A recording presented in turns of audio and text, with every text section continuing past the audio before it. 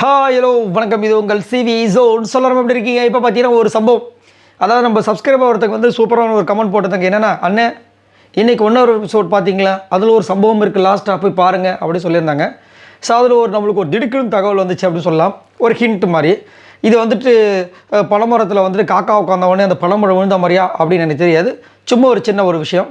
So அதை பார்க்கலாம். அதுக்கு முன்னாடி பார்க்குற எல்லாருமே நம்மளோட சேனலை சப்ஸ்கிரைப் பண்ணிட்டு பாருங்கள், லைக் பண்ணுங்கள், கமெண்ட் பண்ணுங்கள், ஷேர் பண்ணுங்கள், அந்த ஹைப்பையும் தட்டி விடுங்க. இப்போ வாங்க அந்த வீடியோக்குள்ளே போகலாம். சீசன் 9 கண்டிப்பாக வந்துட்டு ஒரு முக்கியமான கட்டத்தில் வந்து நிற்கிது. 12வது வாரம், இன்னும் 2 நாள் தான் இருக்குது. அதுக்கு ஒரு 13, 14, 15 ஓகேயா. ஸோ இதில் வந்துட்டு அடுத்த வாரம் வந்து டிக்கெட்டு நல்லா வரப்போகிறது.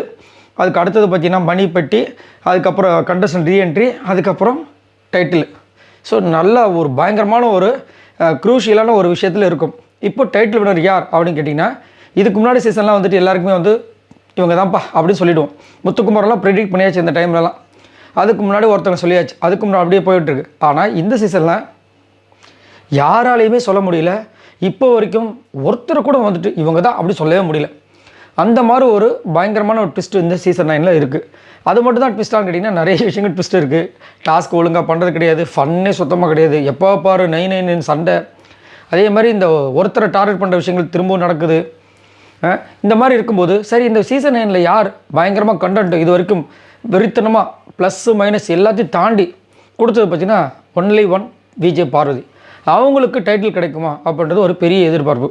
ஒரு பக்கம் கிடைக்கக்கூடாது, ஒரு பக்கம் கிடைச்சே ஆகணும். ஏன்னா அவங்க போட்ட எஃபர்ட் மாதிரி யாருமே போட கிடையாது. கெட்ட பேர் வாங்கியிருக்காங்க, நல்ல பேர் வாங்கிட்டு வராங்க.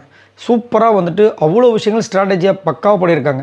ஆனால் நிறைய பேர் வந்து இன்னுமே வந்து டம்மியாக மிக்சர்லாம் சாப்பிட்டு உள்ளே உட்காந்துட்ருக்காங்க. அப்படின்னு இருக்கும்போது இந்த பொண்ணு அவ்வளோ விஷயங்கள் பண்ணியிருக்குன்னா இந்த பொண்ணுக்கு ஒரு டைட்டில் கிடைக்கணும் அப்படின்னு ஒரு சில பேர். இதில் வந்து இப்போது நம்ம சிஸ்டர் ஒருத்தங்க கமெண்ட்ஸில் போட்டிருந்தாங்க, ஆனால் இந்த 1 எபிசோடு போய் பாருங்கள்.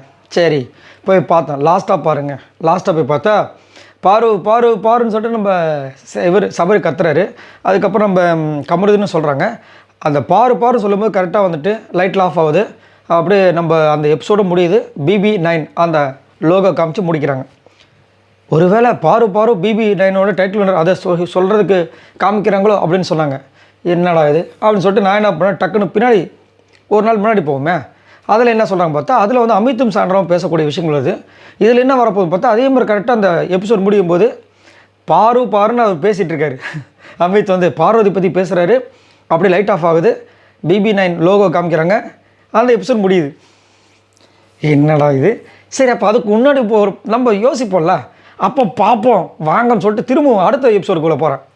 ஆனால் அங்கே பார்த்தீங்கன்னா அப்போ தான் பிரஜினோட இது வெளியே போகிறாங்க. இவங்க அந்த கேட்டை நிற்கிறாங்க, அந்த டோர் எவிக்ஷன் டோரான நிற்கிறாங்க. அதுக்கப்புறம் அங்கேயும் பார்வதி நிற்கிறாங்க. ஆனால் சபரி வந்துட்டு நான் இப்படி பாண்டாமல் இருக்க சம்திங் ஏதோ ஒன்று பேசுகிறாரு. BB9 லோகோவில் காமிச்சா BB9 லோகோலாம் காமிக்கல நினைக்கிறேன், அதோட முடிச்சு விட்டாங்க. ஆனால் அங்கேயும் பார்வதி இருக்காங்க. ஸோ இது என்ன ஏதோ சம்திங் ஹிண்ட் கொடுக்குறாங்களா அப்படி மாதிரி தோணுது. இதுக்கு முன்னாடி சீசன்லாம் பார்த்தீங்கன்னா அர்ச்சனாவுக்கு ஒரு வாட்டி அப்படி தான் சீசன் டைட்டிலை பற்றி ஏதோ பேசிகிட்டு இருக்கும்போது டக்குன்னு பார்த்தீங்கன்னா அர்ச்சனாவோட அந்த மைக்கோட அந்த பேட்சை காமிப்பாங்க. அதே மாதிரி அதுக்கு முன்னாடி முத்துக்குமரனுக்கு ஒரு வாட்டி போன வாட்டி முத்துக்குமரனுக்கு அதே மாதிரி காமிச்சாங்க. ஒரு வாட்டி சௌந்தர்யா காமிச்சிருப்பாங்க. இதாங்க சௌந்தர்யா காமிக்கிறாங்கன்னு சொல்லிட்டு நிறைய பேர் ஷாக் ஆகிருப்பாங்க. ஸோ இந்த மாதிரி விஷயங்கள் அப்பப்போ நடக்கிறதுனால இது ஒரு வேளை அதுவாக இருக்குமோ அப்படின்னு சொல்லிட்டு மக்கள் எல்லாம் அந்த ஒரு அன்பு தான் இவங்களுக்கு கிடைக்கணும் அப்படி ஒரு ஏக்கம். இதே பார்த்தீங்கன்னா நிறைய பேருக்கு வந்துட்டு இந்த காதல் சக்ஸஸ் ஆகணும், என்னமோ அவங்க வீட்டில் இருக்கிற அந்த பொண்ணு அந்த பையன் எங்கள் வீட்டுக்கு தெரிஞ்ச பையங்க 2 பேரும் நல்லா லவ் பண்ணாங்க, இவங்க சேரணுங்க இப்படின்ற மாதிரி தான் வந்துட்டு அதை வந்து நினச்சிட்டு ஒரு மாதிரி எடுத்துகிட்டு போகிறாங்க. மக்கள் அவ்வளோ கனெக்ட் ஆகிருக்காங்க. நாளைக்கு என்ன நடக்க போகுதுன்னு தெரியல, பார்க்கலாம். ஸோ நீங்கள் உங்களோட கருத்துக்கு சொல்லுங்கள். நீங்கள் இந்த மாதிரி கவனிச்சிங்களா? இந்த மாதிரி கவனிச்சதில் இது வரைக்கும் நடந்திருக்கா? மறக்காமல் கவனிச்சு சொல்லுங்கள். அப்படி நடந்துச்சுன்னா நம்ம விஜய் பார்வதிக்கு இந்த டைட்டில் கிடைக்கும்னு நினைக்கிறீங்களா? மறக்காமல் கமெண்ட்ஸ் பண்ணுங்கள். பாய் நண்பர்களே.